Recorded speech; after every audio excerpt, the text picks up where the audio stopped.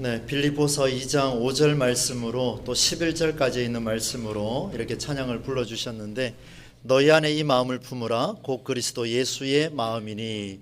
오늘 우리 동부제일교 모든 성도님들이 오늘 말씀을 통하여서 우리의 가슴에 그리스도 예수의 마음을 품는 귀한 역사가 있기를 주의 이름으로 축원합니다. 네, 우리 주위 분들과 이렇게 한번 인사했으면 좋겠습니다. 이제 무더위도 거의 다 지나갔지 않습니까? 더 힘을 내셔야 되는데 이렇게 인사하겠습니다. 하나님이 일하고 계십니다. 하나님이 일하고 계십니다. 할렐루야. 최근에 제 아내의 추천을 받아서 흥미있게 본 영상이 있습니다. 저도 제 아내에게 추천도 잘 안 하고 제 아내도 저한테 추천을 잘 안 하거든요. 왜냐하면 서로 잘 안 듣습니다. 그런데 이번에는 혹시나 해서 그 영상을 한번 제가 열어봤는데 큰 내용이 있겠나 하면서 열었다가 끝까지 다 봤습니다. 무슨 다큐냐 하면요, 어른 김장하라는 그런 2부작에 있는 그런 다큐 이야기입니다. 처음에 열었다가 금방 꺼야지라고 생각을 했는데 상당히 감동 있게 봤던 내용이라 여러분에게 잠시 한번 소개를 하려고 합니다.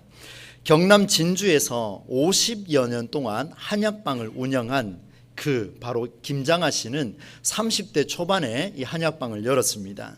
자비로 명신고등학교를 설립해서 후학들을 양성하고 또 시간이 흐르고 난 뒤 후에는 이 학교를 국가에 헌납을 했습니다. 셀 수 없는 학생들에게 조건 없이 장학금을 많이 베풀었습니다. 생활비도 주고 기숙사비도 줬습니다. 그런데 그 많은 학생들의 사연이 있었는데도 불구하고 정말 점 하나의 흔적도 남기지 않았습니다. 이 부작 모두가 이분의 말보다는, 이 김장하 씨의 말보다는 그의 도움을 받은 사람들의, 소위 우리 기독교로 이야기하면 간증거리죠.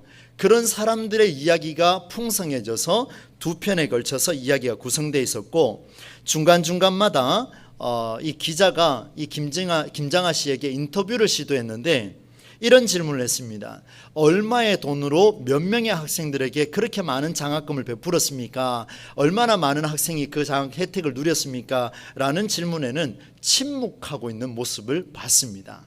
참 묻고 있는 사람이 민망할 정도였죠. 그가 한 명언들이 여러 가지가 있는데 대표적인 명언이 이런 내용이 있습니다. 한번 들어보십시오. 똥은 쌓아두면 구린내가 나지만 흩어버리면 거름이 되어서 꽃도 피우고 열매를 맺습니다. 돈도 이와 같이 주변에 나누어야 사회의 꽃이 핍니다. 라는 유명한 그런 이야기가 있습니다. 그런데 저는 이 문구보다도 그 다큐를 보면서 가슴에 와닿았던 게 있는데 뭐냐면, 내가 연 이 한약방은 아픈 사람들이 모여서 나에게 돈을 주고 내 배를 불려주는 사람들이 모인 곳입니다. 아픈 사람들의 돈을 받고서 저는 저를 위해 살지 못하겠습니다. 이 받은 돈을 모두 사회에 환원하겠습니다. 참 깜짝 놀랐습니다. 그 이야기를 듣는 순간 사실 제 아내한테 먼저 들었는데 그 다큐를 보며 가슴이 탁 이렇게 멎었습니다. 잠시 정적이 흘렀습니다. 자기가 받고 충분히 먹고 살 수 있는 엄청난 양의 돈인데도 불구하고 아픈 사람한테서 받았기 때문에 그 아픈 사람이 치료받을 수만 있다면 나는 다 돌려주겠습니다. 이런 이야기를 했습니다. 그래서일까요? 이 책을 쓴 사람이 제목을 이렇게 달았습니다. 어른 김장하. 어른 김장하.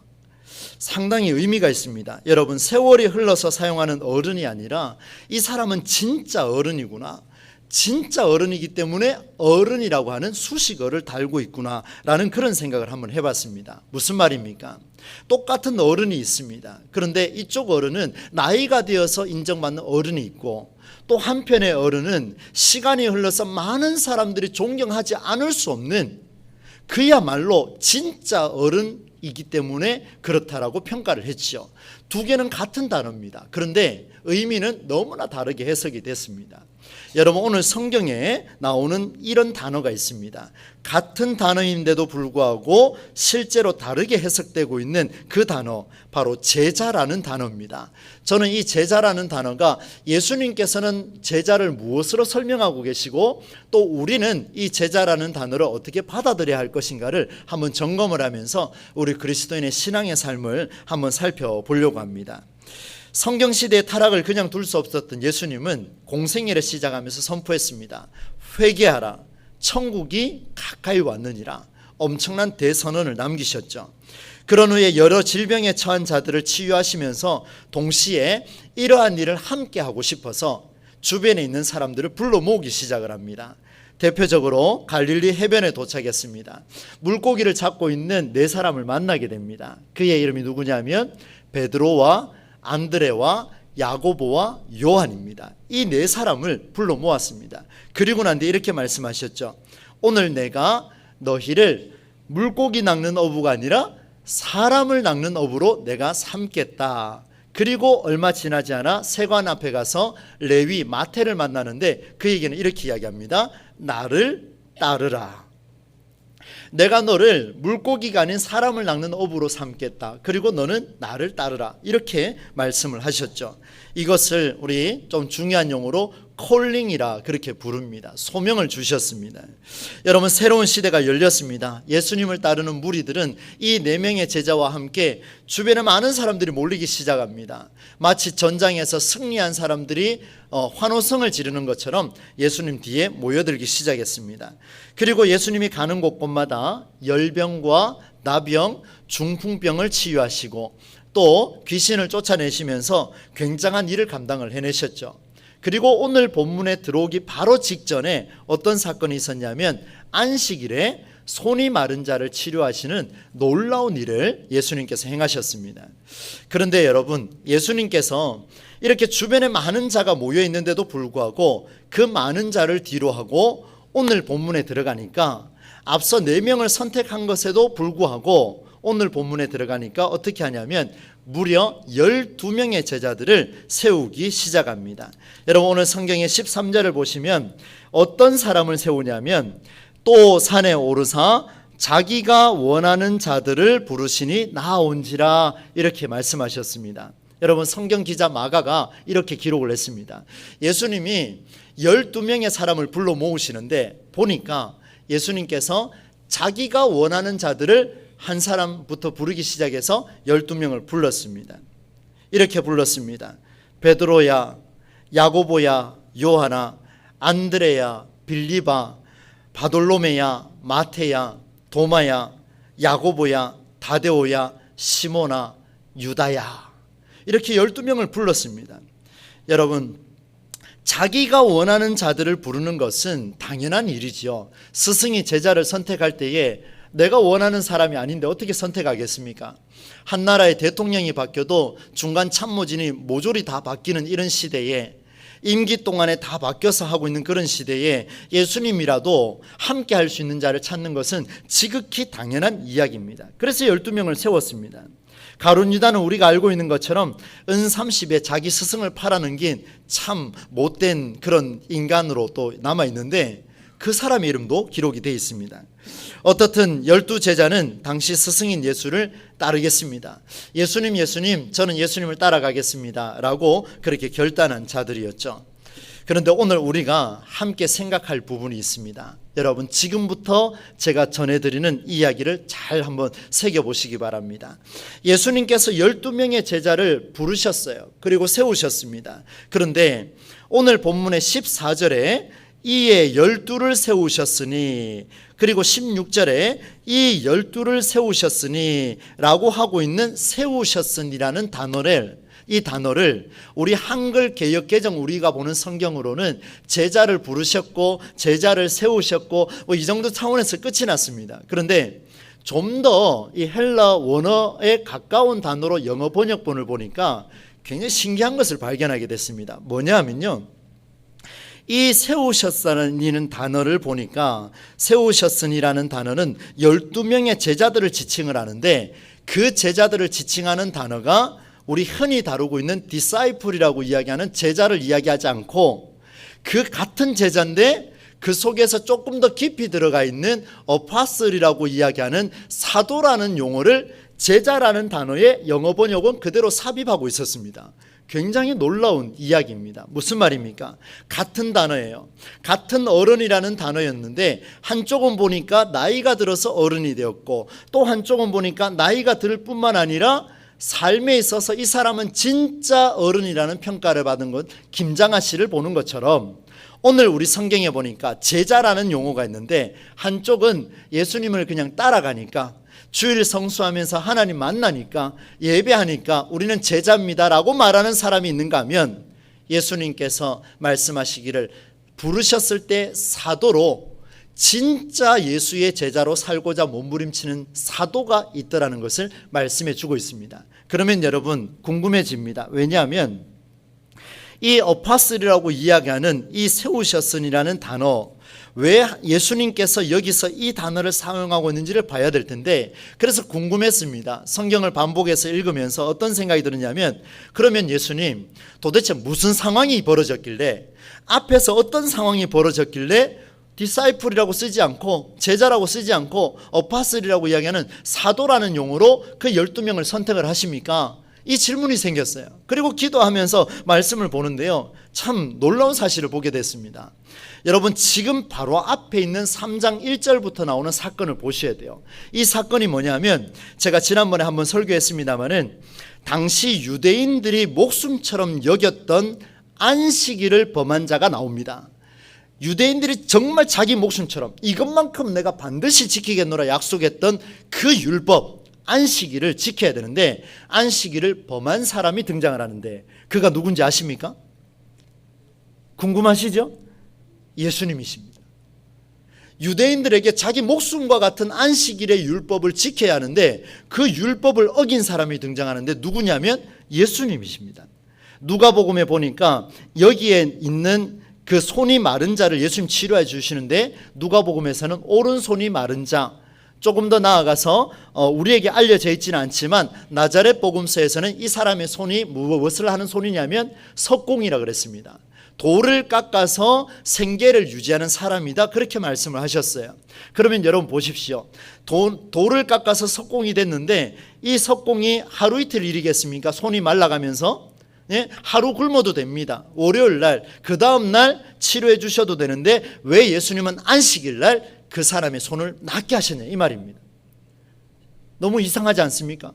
시간이 조금만 더 흘러서 하셨다면 더 많은 사람이 예수님을 따라오셨을 텐데, 그렇지 아니하고 예수님은 그 자리에서 손이 마른 자에게 한가운데 일어서라 하고 손을 깨끗하게 치료해 주셨습니다. 놀라운 일이 벌어졌지요.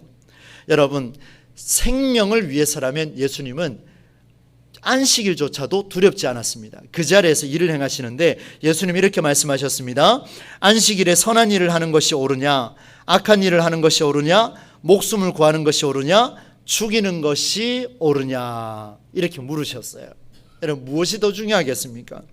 여러분, 물론 예수님의 행위가 생명을 살리는 중요한 일인 건 틀림없습니다. 그런데 시대적으로 율법 중심으로 살았던 바리새인들, 로마의 권력에 붙어먹고 살았던 헤롯 당원들에게는요, 예수님이 당시 전통을 깨뜨렸기 때문에, 무슨 말입니까? 내 목숨을 담보로 해서라도 지키려고 했던 그 안식일을 범했기 때문에 증오의 대상이었습니다. 어느 정도인지 여러분 알려드리겠습니다. 아니나 다를까 3장 6절 말씀을 한번 보실 텐데요, 여러분 성경을 찾아서서 같이 한번 읽어보겠습니다. 3장 6절입니다. 시작. 바리새인들이 나가서 곧 헤롯 당과 함께 어떻게 하여 예수를 죽일까 의논하니라. 아멘. 여러분 보십시오. 손 마른 자를 치료한 사건, 근데 사실 어떻게 보면 별거 아닙니다. 그런데 이들에게 너무 중요했어요. 왜냐하면 살아왔던 패턴이 무너졌거든요. 정말 목숨처럼 생각했던 율법이 깨져버렸습니다. 그러니 바리새인과 로마 권력에 매여있던 이 헤롯 당원들이 모여서 예수를 죽이려 합니다. 그런데 어떻게 하여야 예수를 죽일 수 있을까 의논했다고 하니 정말 최악 중에 최악입니다. 방법을 강구했거든요. 예수님을 죽일 수단을 찾고 있었거든요. 완전 최악이죠. 이제 모든 사람의 시선은 예수님께로 향합니다. 주변에 있는 모든 사람들이 예수님만 바라보고 있습니다. 바리새인들, 헤롯 당원들 모두가 예수를 바라보고 있습니다. 자칫 잘못하면 언제든지 죽을 수 있는 상황이 되어버렸습니다. 유대 정치 권력과 율법 권력 핵심 모두에게 미움을 받았으니 이제 죽는 일은 시간 문제입니다. 언제든지 법정에 가서 선고만 받으면 죽을 수 있는 그런 상황. 기적을 행하는 예수의 뒤를 따르는 자들이 많았지만 무리가 아닌 핵심 제자로 12명의 이름이 불린다면 여러분 어떤 일이 벌어지겠습니까? 여기에 우리 한 150여 명이 앉아있다고 한번 이야기해 봅시다. 그 중에 예수님께서 오셔서 12명의 제자를 딱 선택을 하시는데 이름을 부르십니다. 어떤 상황에서요? 모든 사람이 나를 죽이려고 하는 이 상황 속에 예수님 서셔서 이름을 부릅니다. 베드로야, 야고보야, 요하나, 안드레야, 빌리바, 마테야, 도마야, 바돌로메야, 야고보야, 다데오야, 시모나, 유다야. 한 명 한 명의 이름이 불릴 때 그들의 긴장감이 어땠겠습니까? 주변의 사람들이 보고 있겠죠. 베드로, 안드레, 야고보, 요한, 넘어가서 유다까지 저 인간들이 지금 예수와 함께 안식일을 어긴 자들이구나. 여러분, 말만 나오면 이제 돌에 말아 죽는 것은 시간 문제입니다. 이런 상황 속에 예수님께서 이름을 부르셨는데 그들의 이름을 부르신 이유가 있습니다. 왜요? 자기가 원하는 자들, 예수께서 원하는 자들의 12명의 이름을 불렀는데 이런 이야기죠. 안식일이라 할지라도 얘들아, 그 율법을 어기면서 나와 함께 생명을 살리고자 나와 함께 죽을 수 있겠니? 안식일을 범할 정도면 그는 유대인이기를 포기해야 할진데 국적도 사라질 것입니다. 민족성도 사라질 것입니다. 그런 와중에 그 12명이 함께 할 수 있을까? 너 나와 함께 할 수 있을까? 성수야 라고 불렀을 때 제가 과연 주여 내가 여기 있나이다 말할 수 있을까? 쉽지 않을 것 같습니다. 그런 상황 속에 예수님이 12제자를 부르셨는데 그 12제자를 세우셨다라는 표현 속에 뭐가 들어있냐면 어파슬이라고 해서 사도라는 용어가 영문 번역에 들어있습니다. 제자가 그냥 제자가 아니라 사도로서의 역할을 하는 제자, 목숨의 위기가 왔을 때 안식일을 어겨가면서까지 생명 살리려고 몸부림치려고 하는 오늘의 그리스도인을 예수님께서 12제자의 명단을 부르실 때 우리의 이름을 부르고 계신다라는 것을 오늘 말씀을 통해서 우리가 함께 느끼기를 간절히 소망합니다. 여러분, 사도라는 말 쉬운 말이 아니지요. 단순히 제자의 차원을 넘어섰습니다. 스승이 보여준 그 삶의 원리, 율법도 다 무너지고 생명을 위해서라면 안식일마저도 내가 깨뜨리고 그를 살리겠습니다. 주여 나는 당신을 따라가겠습니다 라고 고백했던 그 12명의 제자가 오늘 본문에 나오고 있습니다. 여러분에게 질문을 드립니다. 예수님의 이름으로 질문을 드립니다. 여러분은 기독교를 믿는 제자로 살고 있습니까? 아니면 기독교의 정신을 뛰어넘어서 모든 생명을 살리고자 그렇게 헌신하고 몸부림치는 자로 여러분 살아가고 계십니까? 여러분 단순히 기독교 안에 있는 제자로 살고 계십니까? 아니면 제자를 뛰어넘어 이 세상을 위해서 내가 무엇을 할고 주여 내가 여기 있나이다 나를 사용하여 주시옵소서라고 기도하며 당당히 뛰어든 그런 자로 살아가는 사도로 살고 계십니까? 오늘 주께서 우리에게 말씀하십니다. 스승을 따르는 제자로는요 누구든지 살아갈 수 있습니다. 왜요? 따르기만 하면 되거든요. 그러나 스승의 정신을 따라 살고자 몸부림치는 자는 그리 많지가 않습니다. 어른 김장하, 그에게 어른이라는 수식어가 붙은 이유는 나이가 찼기 때문이 아니었죠. 그는 어른의 삶을 살아냈기 때문에 어른이라고 하는 그 단 두 글자, 그 한 단어가 수식어가 되었습니다. 예수 그리스도를 따르는 사랑하는 동부제일교회 성도 여러분, 오늘 우리에게 붙은 수식어 그리스도인, 그것이 예수를 믿는 기독교 신앙만 추구하는 그런 삶에서 머물고 있습니까? 아니면 그리스도인이라는 수식어가 예수의 정신을 따라, 성경의 정신을 따라 이 시대를 한번 살려보겠노라 결단하며 살아가는 여러분의 그 결단의 수식어입니까? 그 대답은 여러분이 오늘 주님 앞에 하실 수 있기를 바랍니다. 여러분, 마지막으로 한 가지 더 정리를 하려고 합니다. 사도의 의미를 담은 제자로 사는 것 쉽지 않습니다. 굉장히 어렵습니다. 저는 지난 한 주 동안 무지하게 힘든 시간을 보냈습니다. 늘 힘든 시간을 보내고 있습니다만은 지난주는 특별했습니다. 하나님 앞에 이렇게도 기도하고 저렇게도 기도하고 부르짖기도 하고 신음하기도 하고 잠을 못 이루며 씨름하며 가슴을 치며 땅을 치기도 해보고 불평과 불만도 해보고 원통도 해보고 감사도 해보고 할 수 있는 건 그냥 다 쏟아낸 그런 일주일의 시간을 보냈습니다. 게다가 정교인 수련회까지 있었지 않습니까? 말씀 준비가 되겠습니까, 여러분? 정말 그리스도인으로서 내가 어떻게 살아야 할 것인가? 끊임없이 그 혼란 속에서도 주여 나를 이곳에 보내신 이유를 주여 만나게 하여 주시옵소서. 나를 목사라는 수식어를 주셨으면 흔히 하는 목사가 아니라 주여 그 속에 들어있는 진리를 깨달아가는 수식어가 저에게 있게 하여 주시옵소서. 그런 기도를 이어가고 있는데, 그럼에도 불구하고 또다시 가슴 아파하고 힘들어하는 저의 이 삶의 반복이 일어났습니다. 무슨 말씀을 드리려고 하냐면, 여러분, 성경의 정신을 살아내려고 힘쓰는 주님의 참된 제자 부름, 그것에 응답하는 것 쉽지 않습니다. 인정하셔야 돼요. 너무나 어렵습니다. 왜냐하면 그 이유가 오늘 마가의 손을 통해서 드러나고 있습니다. 성경 기자 마가는 예수께서 굉장히 신중하게 선택한 12제자의 명단을 기록했습니다. 이 기록한 명단은 예수님을 쫓아다니면서 그 자리에서 기록한 것이 아니라 시간이 흐르고 난 뒤에 예수님과 함께 했던 시간들을 회상을 하며 기록한 것이 마가복음입니다. 그렇다면 여러분, 이 마가복음에 예수님의 12제자의 명단을 기록하면서 마지막에 가룟 유다를 넣었다는 것 자체가 놀라운 사실입니다. 넣으면 안 되지 않습니까? 예수님 배반한 사람이잖아요. 사도, 웃긴 이야기예요. 예수님이 사도로 유다를 불렀는데 그는 사도로 살지 못했습니다. 제자로서 부끄러운 이야기죠. 무슨 말입니까? 여러분, 가룟 유다가 어떤 사람인지를 이는 예수를 판잔이라고 이렇게 마가가 기록한 설명을 달아둔 이유가 있습니다. 왜요? 여러분, 사도로 세움을 받아도요, 제자로 부름을 받아도요, 오늘 저와 같이 목사의 직을 가져도요, 우리 장로, 권사, 항존직을 가져도요, 오늘 우리 직분을 받아서 우리 찬양을 해도요, 우리 모두가 예수님의 이름으로 그리스도인으로 살아가도요, 나는 반드시 예수의 정신을 따라 살겠노라 결단해도 마지막에 결국 넘어질 수밖에 없는 연약한 인간임을 잊지 말라. 오늘 주님께서 우리에게 주시는 강력한 경고의 메시지요, 또 권면의 메시지입니다.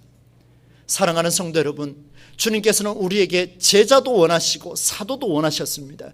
그러나 사도로서의 삶을 원하셨는데 그 삶은 주께서 우리의 이름을 부르시는 그날까지, 영원히 생명이 끝나는 그날까지 우리가 응답하지 않으면 유다와 같이 예수를 팔고자 힘쓰는, 바로 예수님 옆에서 가장 중요한 동계산을 하며 회개를 맡았던 그런 자, 나는 아니지요, 그렇게 반문했던 그에게 예수님 말씀하십니다. 네가 나를 팔 것이다. 오늘 이 자리에 우리는 정교인 수련회를 마치고 이 자리에 결단하고 모였습니다. 위드로 살아가겠노라, 위드 스탠드가 되겠노라, 누구 때문에 사는 것이 아니라 나는 그와 함께 살아가겠노라 결단했지만 여전히 우리는 넘어질 수밖에 없고, 사랑하는 아내에게, 남편에게, 자녀에게, 부모에게 또다시 무너질 수밖에 없는, 상처를 줄 수밖에 없는 그런 인생이 목사인지라 여러분에게도 혹여나 그런 삶은 아닌가, 오늘 우리가 말씀 앞에서 한번 되돌아봅시다. 가룟 유다도 예수가 선택한 자였습니다. 예수님 말씀하셨죠. 자기가 원하는 자들 나와 함께 죽으러 가겠느냐 결단했던 자가 가룟 유다입니다.